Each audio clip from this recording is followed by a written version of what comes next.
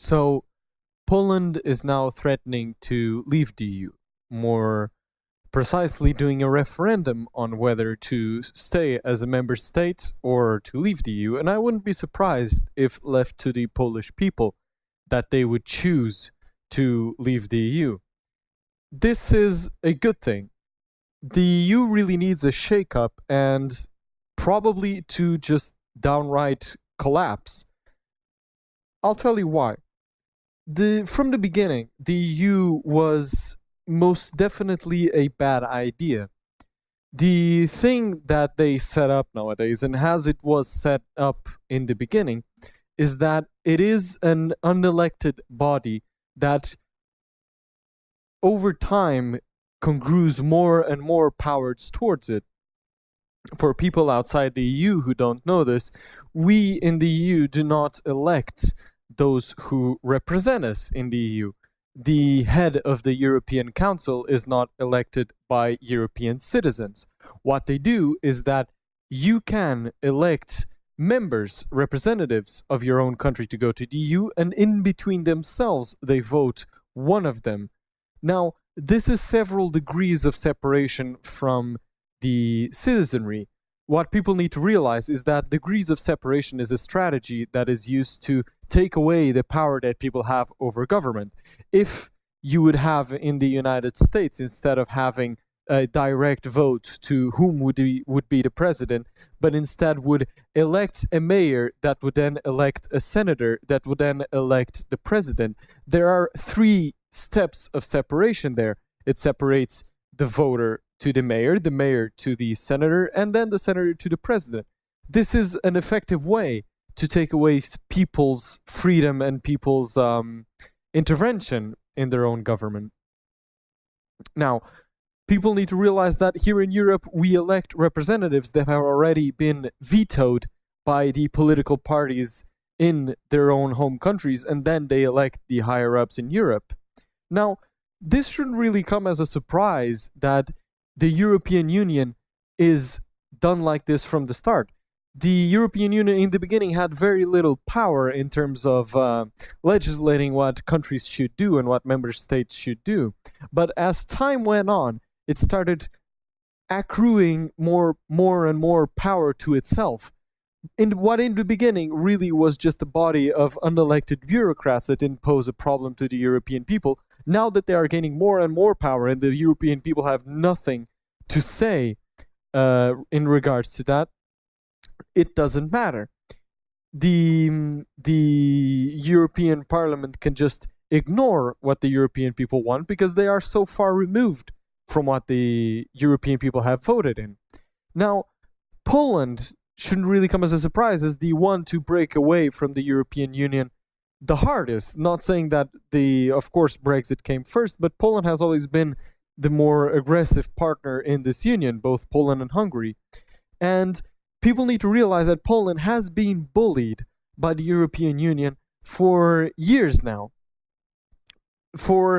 Ever since the migrant crisis started, Poland has said that they will take in no migrants. And as a matter of fact, the migrants don't even want to go into Poland. And this has been shown in many occasions where Poland actually takes in some migrants and they just end up going over the border to Germany. Now, given this stance that Poland took, the European Union has since then constantly barraged Poland with a number of accusations, threats of excluding them from the council, excluding them from future social funding from the EU, and Poland has always struck back. They didn't bend their knees to the European Union. Now, this latest European budget has come with with many changes, and one of those was it seeks to punish harder those that deviate from what is the European culture. This is ridiculously badly defined. What is the European culture? Well, it's what the bureaucrats in the European Parliament, the heads of Europe, have decided that we want this to be our culture. They need to realize that Europe is not a homogeneous group. They want it to be like the US, but it's not. Europe has many different cultures, many different peoples that they just simply cannot erase. They might hope that due to the immigrant crisis, due to having migrants coming and never stopping, that maybe they can dilute some of those cultures into the wider melting pot that they want to turn Europe in. Now, what this pretty much means when they say European values is diversity, multiculturalism, integration, and open borders and endless migration. Poland has, and rightfully so, said no to this, and now they are threatened with getting cut from European social spending or funds, and have been punished, threatened to be punished, as in taking away their right to vote on European matters. Now, this should come as no surprise that a country that keeps on doing that the European Union keeps on doing this to Polish people, and they decide that, well, maybe we don't want to be in the European Union anymore. Now, this comes at a really odd time. The European Union is now going through a paradigm shift. They realize that with Brexit happening, they will have Germany and France an undue strength among all of the other European Union's countries. Britain was really one of the countries that stood mostly against many efforts that the European Union wanted to do. The European Army, for example, was one of them. Nigel Farage, constantly on the European floor, said that they want to build a European army, and let us not fool that. Let's not lie to people about that. And he was laughed. They said that he was crazy. He was just doing random accusations. What happens when Brexit triggers? Suddenly there's call for, well, now that Britain is going to leave, we need a European army. We need to start doing a European army. This is how dishonest politics is within the European Union. They say they want to do one thing, and then they do the opposite when they see the chance to do it.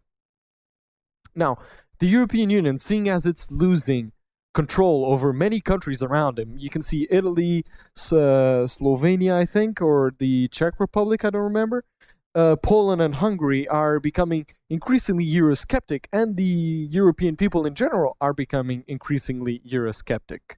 Now, in order to rein in this, they are starting to apply more and more draconian measures to see which countries will bend the knee and which countries will leave. And at which point, if they leave, for the European Union at this point, all the better.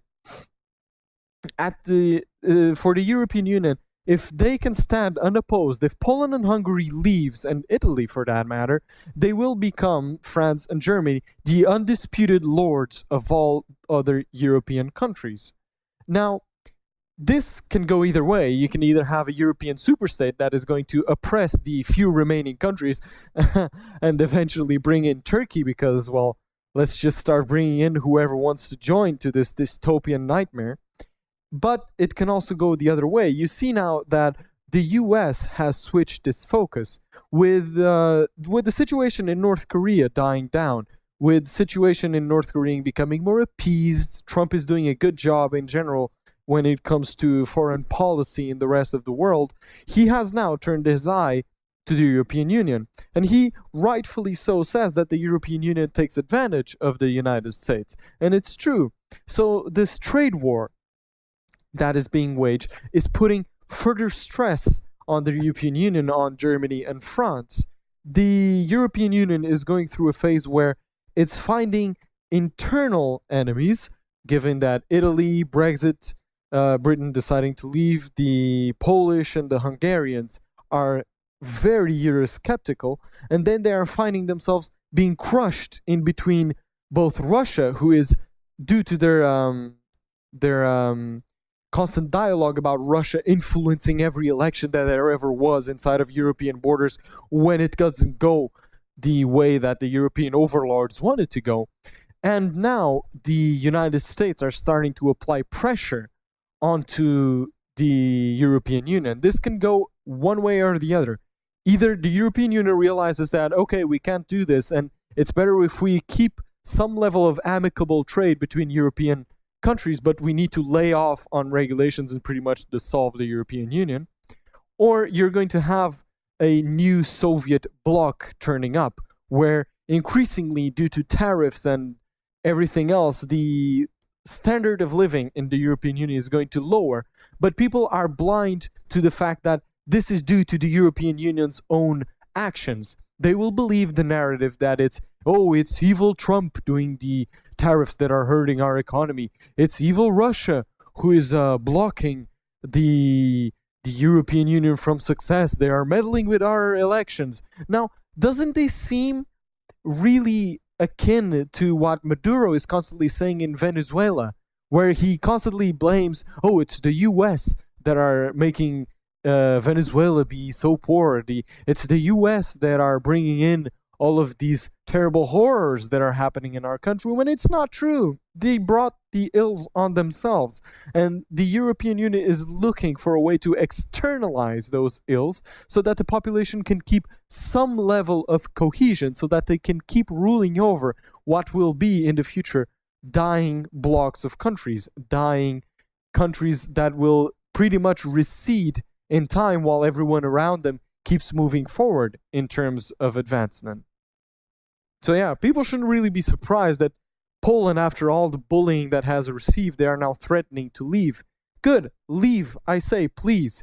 Every European country that can, and every European people that can leave the European Union should do so if they want to save their country in the long run. And remember, any country leaving the EU is going to face maybe 1-2 years of troublesome times, but what is that compared to decades, future decades, where the European Union is going to be on constant decline?